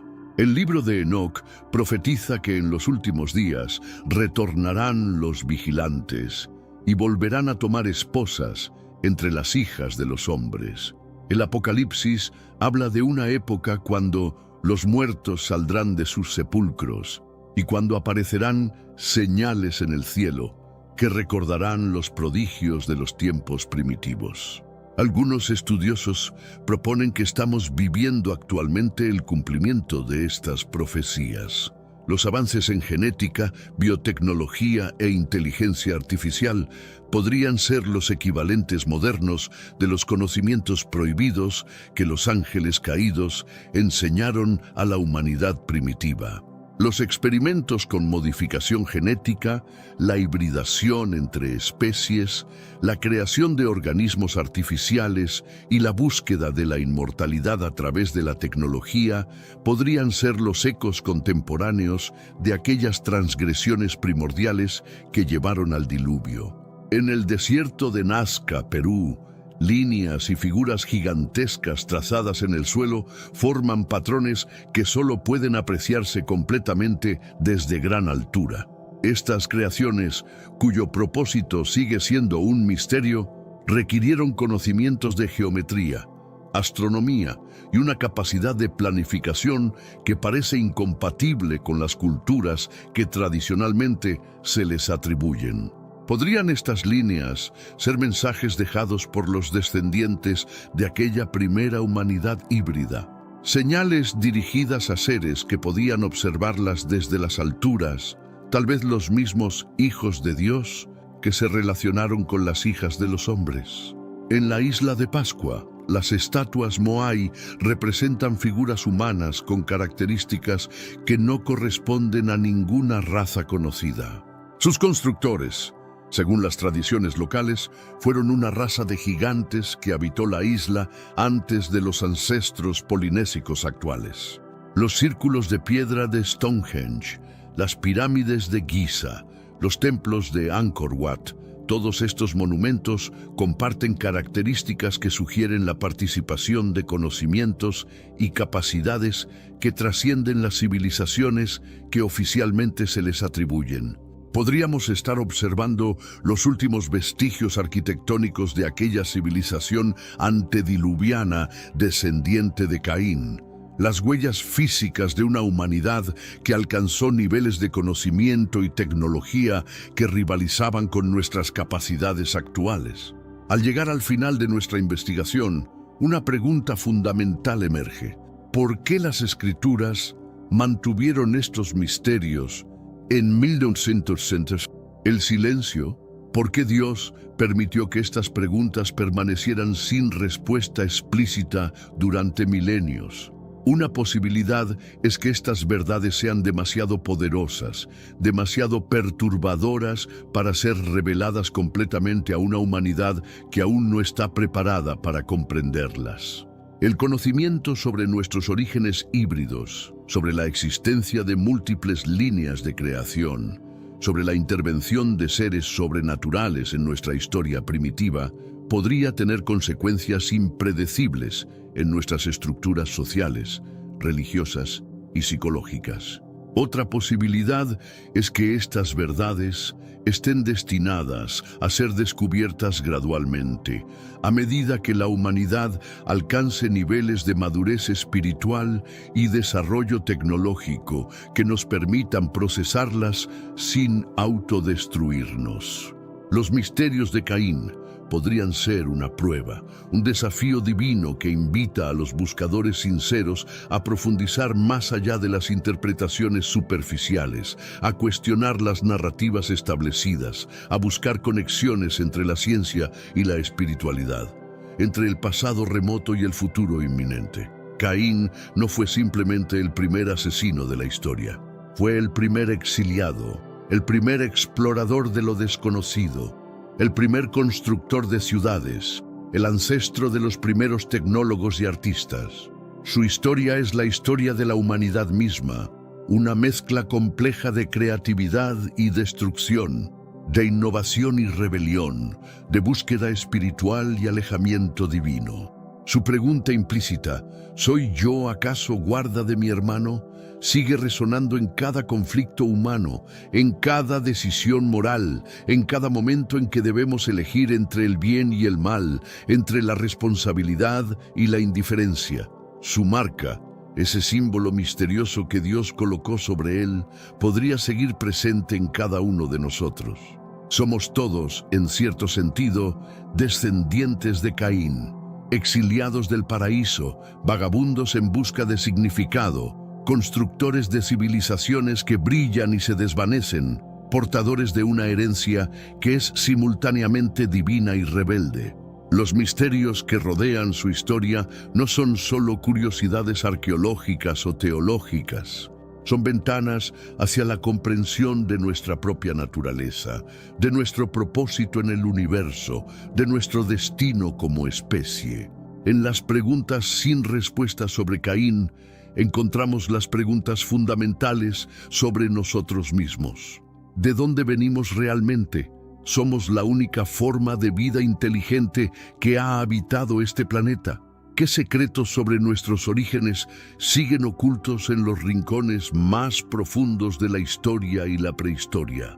La búsqueda de estas respuestas continúa. En cada descubrimiento arqueológico, en cada avance genético, en cada texto antiguo que sale a la luz, las piezas del rompecabezas van encontrando lentamente su lugar. Y tal vez, solo tal vez, cuando finalmente tengamos todas las respuestas sobre con quién se casó Caín, habremos descubierto también quiénes somos realmente nosotros y hacia dónde nos dirigimos como especie en este vasto y misterioso universo que seguimos explorando, como eternos hijos de Caín, vagando en busca de nuestro verdadero hogar. Los misterios de la humanidad primitiva no están únicamente en los libros revelados, se esconden en las preguntas que evitamos formular, en las historias que nunca fueron contadas completamente, en los vacíos que parecen accidentales, pero que tal vez fueron dejados allí intencionalmente, para que solo aquellos que verdaderamente buscan puedan encontrar las respuestas. Porque a veces el mayor secreto de las Escrituras no reside en lo que dicen explícitamente, sino en lo que eligen deliberadamente no revelar.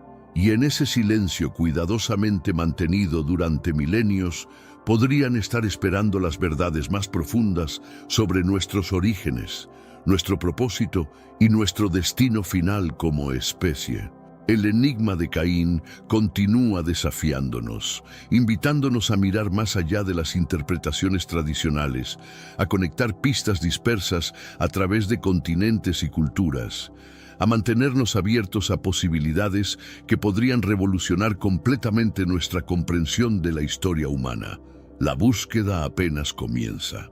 Las respuestas están ahí, esperando ser descubiertas por aquellos que tienen el valor de preguntar y la persistencia de seguir buscando, sin importar cuán perturbadoras o revolucionarias puedan resultar las verdades que encuentren en el camino. En el día de hoy abordaremos un misterio fascinante que ha confundido tanto a académicos como a creyentes a lo largo de los años. La historia de Caín, ampliamente reconocido como hijo de Adán y Eva, podría revelar aspectos más profundos de lo que inicialmente se pensaba. Existen teorías fundamentadas en exhaustivos estudios teológicos y bíblicos que sugieren que Caín podría no ser el hijo biológico de Adán. ¿Cómo podría ser esto posible, dado que, según lo entendido, en los comienzos solo Adán y Eva habitaban el mundo? Nuestra exploración nos llevará a través de distintas interpretaciones bíblicas y teológicas que cuestionan la narrativa convencional. Examinaremos textos, simbolismos y metáforas en la Biblia que podrían revelar pistas acerca de la verdadera paternidad de Caín. Nuestro fin es entender mejor las consecuencias de esta teoría y cómo podría alterar nuestra percepción de la historia bíblica. Antes de seguir adelante, te invito a compartir este análisis revelador con alguien querido, ya sea por WhatsApp o Facebook. Como fieles, nuestro deber es extender las enseñanzas de nuestro Señor a cuantas más personas mejor. Si deseas seguir el camino de Dios y disfrutas de contenidos como este, comenta abajo: "Yo te acepto, Jesús", y así sabré que estás interesado en más estudios como este. La figura de Caín, como veremos, admite múltiples niveles de interpretación que vale la pena considerar. Caín, conocido por ser el primer homicida, ha sido siempre una figura enigmática que ha generado numerosas interrogantes. Pero, ¿y si Caín no fuera realmente hijo de Adán? ¿Qué implicaciones tendría esta posibilidad para nuestra interpretación de la historia bíblica? Vamos a explorar estas preguntas y desentrañar las complejidades de esta teoría polémica. La hipótesis de que Caín no sea el hijo biológico de Adán desafía la narrativa tradicional de la Biblia. Esta perspectiva se sustenta en una lectura más detallada y contextual de los textos sagrados, considerando simbolismos e interpretaciones teológicas. Algunos eruditos plantean que Caín podría ser descendiente de la serpiente, un ente que en el jardín del Edén representa a Satanás. Para comprender esta teoría, es esencial analizar el papel de la serpiente en el jardín del Edén. La serpiente, descrita como el más astuto de todos los seres vivos, engañó a Eva para que comiera del fruto prohibido. De acuerdo con ciertos teólogos, esta serpiente no era simplemente un animal, sino una manifestación de Satanás. Esto sugiere que su interacción con Eva podría haber sido más significativa de lo que parece a simple vista. La teoría sugiere que la serpiente, en su calidad de Satanás, pudo haber mantenido una relación íntima con Eva, resultando en el nacimiento de Caín. Esta interpretación recibe apoyo de ciertos pasajes bíblicos que, bajo esta nueva luz, indican una conexión más íntima entre la serpiente y Eva. Si Caín proviene realmente de la serpiente, esto podría explicar su naturaleza violenta y transgresora, en contraste con la de Abel. Hoy indagaremos en un enigma que ha capturado la atención de estudiosos y creyentes por siglos: la verdadera procedencia de Caín, el cual es mencionado en las Sagradas Escrituras como alguien del maligno. Según el primer epístola de Juan, capítulo 3, versículo 12, se afirma: "No seamos como Caín, que pertenecía al maligno y asesinó a su hermano".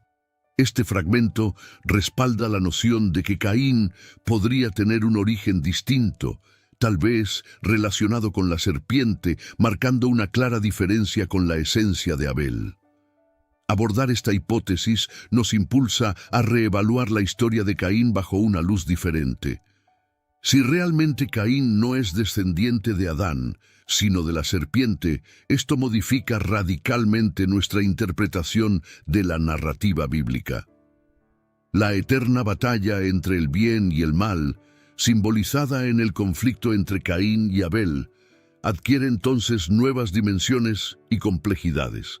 Tradicionalmente, la Biblia posiciona a Caín como el primogénito de Adán y Eva, y le atribuye el sombrío título de primer asesino, tras matar a su hermano Abel, movido por la envidia.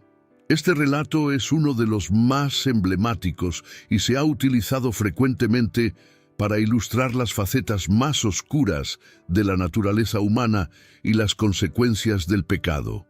Sin embargo, un análisis más detenido revela múltiples detalles susceptibles de diversas interpretaciones. En el libro de Génesis, capítulo 4, se narra el nacimiento de Caín. Y Adán conoció a Eva, su esposa. Ella concibió y dio a luz a Caín, diciendo: «He obtenido un hombre con ayuda del Señor». Este versículo es comúnmente interpretado como evidencia de que Caín es hijo de Adán. No obstante, algunos teólogos argumentan que el uso del lenguaje aquí es ambiguo y podría indicar otra realidad. La expresión «he obtenido un hombre con ayuda del Señor» puede interpretarse de diversas maneras. Algunos estudiosos sugieren que esto podría señalar una intervención divina, mientras que otros ven en ello un simbolismo más complejo. La falta de una mención explícita de Adán como padre de Caín en este pasaje específico plantea dudas y abre la puerta a otras posibles interpretaciones. La conflictiva relación entre Caín y Abel es fundamental en esta narrativa. Abel es descrito como justo y su ofrenda es aceptada por Dios, en contraste con la ofrenda de Caín, que es rechazada. Este rechazo desencadena en Caín el impulso de matar a su hermano, marcando así el comienzo de un ciclo de violencia y conflicto en la humanidad. Si Caín no fuera hijo de Adán, esto podría explicar su sensación de aislamiento y rechazo inicial. Explorando estos matices en el relato tradicional de Caín, entendemos por qué la teoría alternativa sobre su paternidad ha cobrado fuerza. Al revisar los textos bíblicos con una mente abierta, podemos descubrir nuevas interpretaciones y profundizar en la comprensión de las complejidades de la historia de Caín y Abel. La Biblia, rica en simbolismos y metáforas, a menudo presenta desafíos para la interpretación literal de sus relatos. La historia de Caín y Abel, descrita en el libro de Génesis, es un ejemplo claro de una narrativa cargada de significado simbólico que merece ser analizada en profundidad para comprender mejor la teoría de que Caín quizás no sea hijo de Adán, lo que nos obliga a considerar el papel de los simbolismos en las Escrituras. Exploraremos hoy un simbolismo destacado en la narrativa bíblica, la representación de la serpiente en el jardín del Edén. Esta criatura no es simplemente un animal, sino que encarna a Satanás, el opositor de Dios. Esta interpretación está sustentada por versículos como Apocalipsis 12:9, que identifica a Satanás como la serpiente antigua. Este tipo de simbolismo revela que las narrativas bíblicas poseen significados más profundos de los que inicialmente se perciben. Otro simbolismo relevante es el del sacrificio. En la historia de Caín y Abel, los sacrificios que ambos presentan llevan un significado que trasciende el acto mismo. El sacrificio de Abel es aceptado por Dios al ser él justo, mientras que el de Caín es rechazado. Esto simboliza la disparidad esencial entre los hermanos y sus respectivas esencias. Si aceptamos que Caín podría ser hijo de la serpiente y no de Adán, Este rechazo adquiere un nivel adicional de significado. La idea de dos linajes distintos, uno de Adán y otro de la serpiente, es un tema recurrente en la Biblia. En Génesis 3:15, Dios le advierte a la serpiente: «Pondré enemistad entre ti y la mujer, entre tu descendencia y la suya». Este versículo alude a un conflicto perenne entre las fuerzas del bien y del mal, representadas por las progenies de Adán y de la serpiente. El empleo de metáforas en la Biblia también profundiza nuestra comprensión de estas historias. Por ejemplo, la marca de Caín puede interpretarse como una metáfora de la maldición que llevaba. Dicha marca no solo es un signo físico, sino un emblema de su alejamiento de Dios y su índole violenta. Al leer la Biblia con esta perspectiva, las historias de Caín y Abel se enriquecen con un simbolismo y significado complejos. La narrativa de Caín y Abel es central en el libro de Génesis y frecuentemente se considera como un arquetipo de la batalla entre el bien y el mal. Según la interpretación convencional, Caín y Abel son los primeros descendientes de Adán y Eva. No obstante, la hipótesis de que Caín no es biológicamente hijo de Adán arroja luz sobre esta historia desde una nueva perspectiva. Si reconocemos que Caín podría ser descendiente de la serpiente, esto altera fundamentalmente la relación entre los dos hermanos. Abel, justo y obediente, simboliza la descendencia legítima de Adán y Eva. Caín, por su parte, violento y rebelde, representa una progenie corrompida. Esta diferenciación podría explicar por qué Dios acepta el sacrificio de Abel y rechaza el de Caín, destacando la contraposición entre sus orígenes y naturalezas. Asimismo, la relación entre Caín y Abel se puede interpretar como un microcosmos de la lucha más amplia entre el bien y el mal. Abel y su sacrificio justo representan a aquellos que siguen la voluntad divina, mientras que Caín, con su homicidio de Abel, personifica a quienes se inclinan hacia la maldad y la rebeldía. Esta confrontación entre los hermanos es un reflejo del eterno conflicto entre las fuerzas divinas y satánicas en la historia bíblica. La respuesta de Adán y Eva ante la muerte de Abel también es relevante. El nacimiento de Set, considerado reemplazo de Abel, subraya la continuación de la estirpe justa de Adán y Eva, resaltando la importancia de la pureza y la obediencia a Dios. Hermanos míos, estamos viviendo los últimos días en esta tierra. Quiero recalcar que ya todas las profecías se están cumpliendo y se acerca el momento del fin. Te pregunto ahora, si hoy fuera el día del rapto de la iglesia, ¿estás preparado? Decidí lanzar para ustedes mi libro digital Caminos de la Revelación, descifrando la Biblia por completo.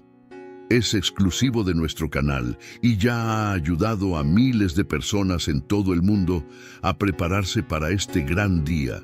Sumérgete ahora mismo en las profundidades de Palabra de Dios y prepárate para este gran día descargando este material que enriquecerá tu vida espiritual. No pierdas el tiempo.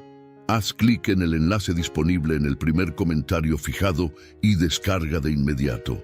Las unidades son limitadas, por lo que es crucial actuar. Ahora, para asegurar el acceso a este poderoso material, hazlo ahora antes de que se acaben las unidades. La incorporación de Set en la narrativa enfatiza que la descendencia de Adán debe ser preservada y protegida de las influencias malévolas representadas por Caín. Al revisar la historia de Caín y Abel bajo un nuevo enfoque, podemos apreciar la profunda carga simbólica y significativa de sus acciones y vidas. La posibilidad de que Caín no sea descendiente de Adán plantea un reto a nuestra interpretación tradicional de las Escrituras y nos invita a reflexionar sobre las consecuencias de la eterna contienda entre el bien y el mal. La variedad de interpretaciones bíblicas y teológicas sobre Caín y Abel es amplia y profundiza en complejidades no siempre evidentes. Tradicionalmente, Caín es visto como el primogénito de Adán y Eva, y el primer asesino tras el homicidio de su hermano Abel.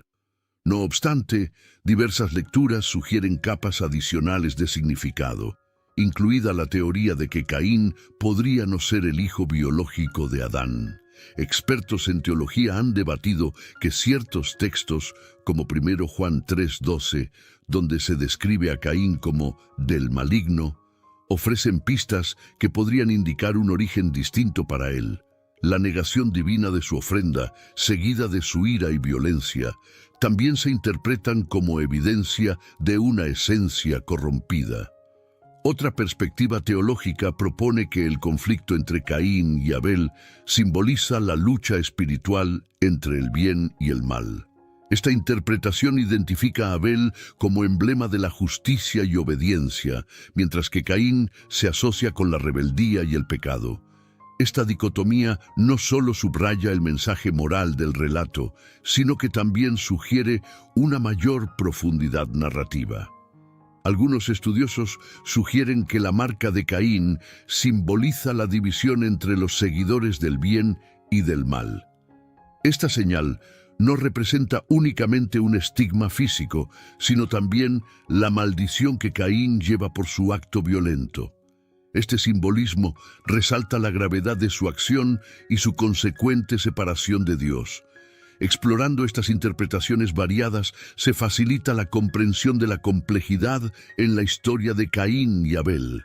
La revisión teológica de las Escrituras nos revela múltiples niveles de significado, estimulando una reflexión más profunda sobre las implicaciones espirituales y morales de esta narrativa.